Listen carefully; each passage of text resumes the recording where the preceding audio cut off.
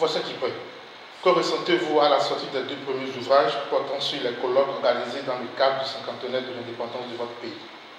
Merci. D'abord, un soulagement, un grand soulagement, parce qu'il n'était pas évident qu'on puisse réaliser dans les conditions actuelles cette partie des manifestations du cinquantenaire. Ensuite, un sentiment de reconnaissance vis-à-vis des éditions L'Harmattan, parce que cette maison d'édition a accepté de nous soutenir et de nous accompagner.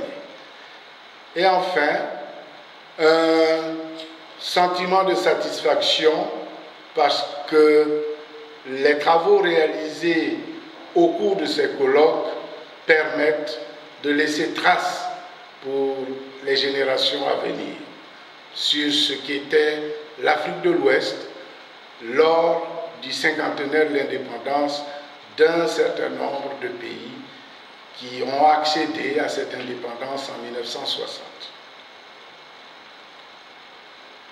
Qu'est-ce que vous en entendez?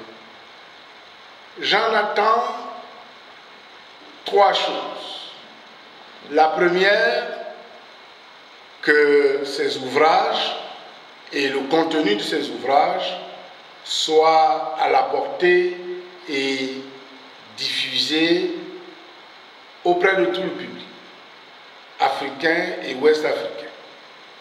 La deuxième chose, que le contenu de ces ouvrages permette d'enrichir la réflexion des uns et des autres sur ce que sont les indépendances de nos États.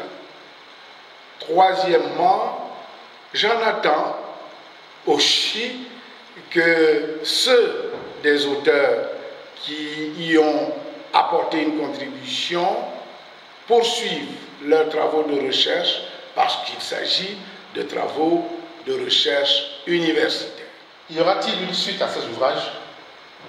Oui, il y aura une suite, d'abord parce que les éditions L'Harmattan nous ont assuré qu'elles nous accompagneraient pour la suite. Deuxièmement, la suite, qu'est-ce que c'est? La suite, ce sont les actes de trois autres colloques, celui sur agriculture et sécurité alimentaire en Afrique de l'Ouest, celui sur l'environnement et la lutte pour la protection de l'environnement, et troisièmement, les actes du colloque international qui a porté sur la signification des indépendances en Afrique. Et en principe, si nous avions les moyens, nous avions prévu la publication de 20 études sectorielles sur un certain nombre d'aspects de la vie ivoirienne. Par exemple, les mutations sociales, par exemple la santé, par exemple l'accès à l'eau potable pour les populations, etc., etc. Sur l'école, sur les infrastructures, sur le développement et une dizaine d'ouvrages qui sont en fait des thèses, les 10 meilleures thèses soutenues en Côte d'Ivoire dans nos universités. Mais nous n'aurons pas les moyens de publier les études et les 10 meilleures thèses parce que le contexte général, les moyens, etc.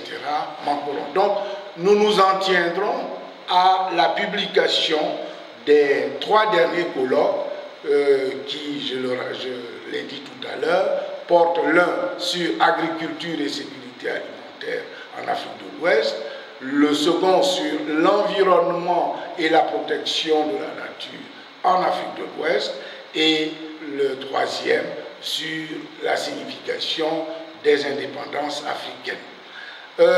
C'est le lieu pour moi de remercier tous les contributeurs qui, en 2010, ont vraiment pris une part active au succès du cinquantenaire de notre pays. Je rappelle que le choix que nous avions fait était d'abord un choix intellectuel et non des manifestations festives comme cela a pu se faire ailleurs.